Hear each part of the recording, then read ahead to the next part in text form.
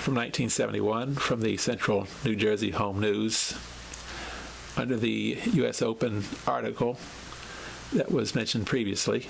There's a sub-article called Unforgettable Experience. The most commemorate part of a PBA tournament is the Pro-Am.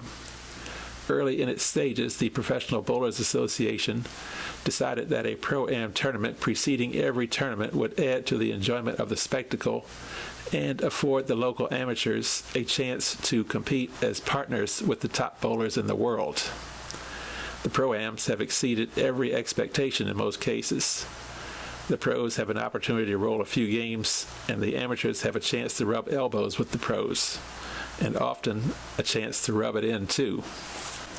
It's not uncommon for an amateur to beat his or her pro partner. Bowling is that kind of a game.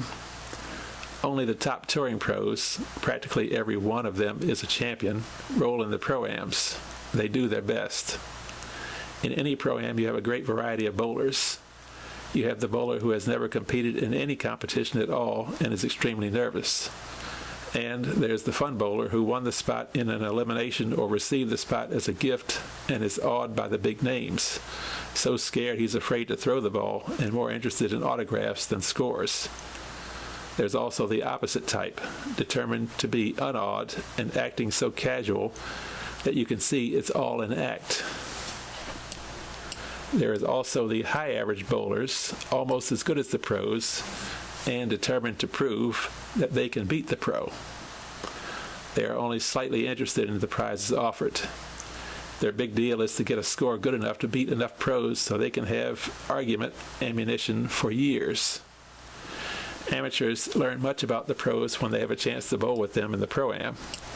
Some learn that pros are much better than they thought they were. Some possibly learn that the pros aren't superhuman after all.